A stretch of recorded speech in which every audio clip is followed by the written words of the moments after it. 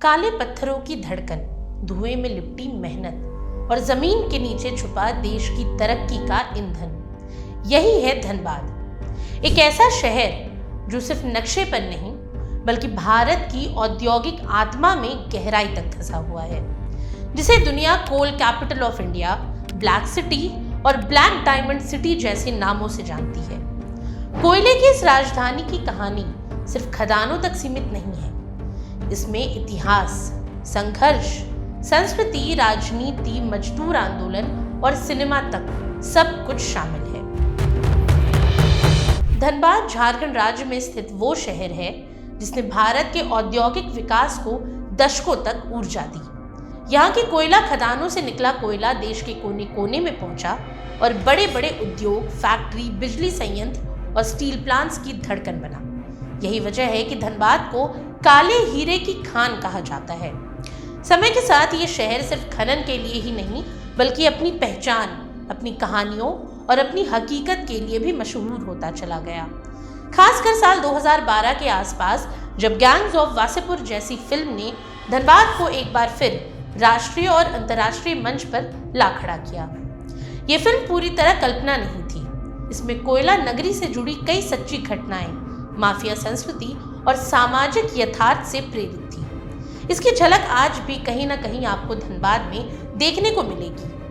वहीं इतिहास के पन्ने पलटे तो धनबाद कभी पश्चिम बंगाल के मानभूम जिले का एक उपखंड हुआ करता था, जिसका मुख्यालय पुरुलिया था।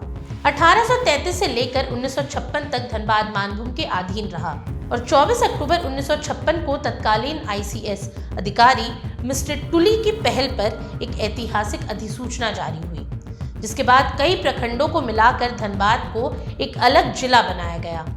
हालांकि प्रशासनिक कार्य 1 नवंबर 1956 से शुरू हुआ और शरण सिंह धनबाद के पहले उपायुक्त बने। उस समय धनबाद सदर मात्र एक छोटा सा गांव था, जिसकी कुल आबादी तकरीबन 36,000 थी और जिले की कुल जनसंख्या करीब 9.5 लाख के आसपास थी।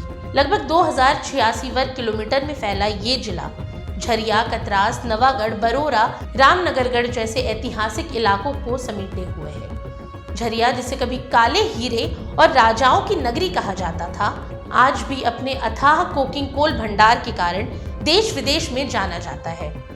अब वैसे तो धनबाद के नाम की उत्पत्ति को लेकर भी कोई ठोस प्रमाण नहीं है।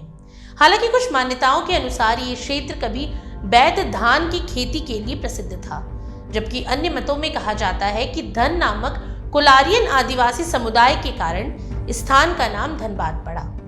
वहीं इतिहास में धनबाद का उल्लेख सबसे पहले 7वीं सदी में चीनी यात्री वान संग के यात्रा विवरणों में मिलता है, जब उन्होंने मानभूम क्षेत्र का भ्रमण किया था। कोयले के साथ साथ धनबाद की पहचान मजदूर आंदोलन, औद्योगिक विकास और राष्ट्रीय आंदोलन से भी जुड़ी रही।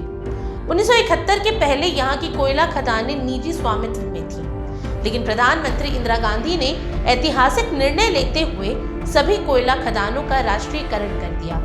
दामोदर नदी के किनारे बसे इस जिले में सिंदरी का उर्वरक संयंत्र, DVC के मैथन, पंचेल और तोपचांची डैम, एशिया की सबसे बड़ी श्रमिक colony Bhuli, BCCL, Tata steel, SAIL, ACC cement जैसे संस्थान धनबाद को एक औद्योगिक महाशक्ति बनाते हैं। इसके अलावा स्वतंत्रता आंदोलन के दौरान भी धनबाद और झरिया की भूमिका अहम रही। महात्मा गांधी, नेताजी सुभाष चंद्र बोस, डॉक्टर राजेंद्र प्रसाद, चित्तरंजन दास जैसे महान नेताओं ने यहाँ आकर आंदोलन को दिशा दी। झरिया के समाज सेवी सेठ रामजस अग्रवाल द्वारा गांधी जी को दिया गया ब्लैंक चेक आज भी इतिहास का गौरवशाली अध्याय है।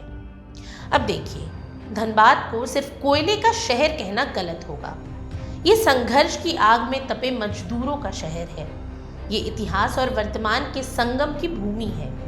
जमीन के नीचे जलती आग हो या समाज में सुलगती कहानियां, धनबाद हर दौर में चर्चा में रहा।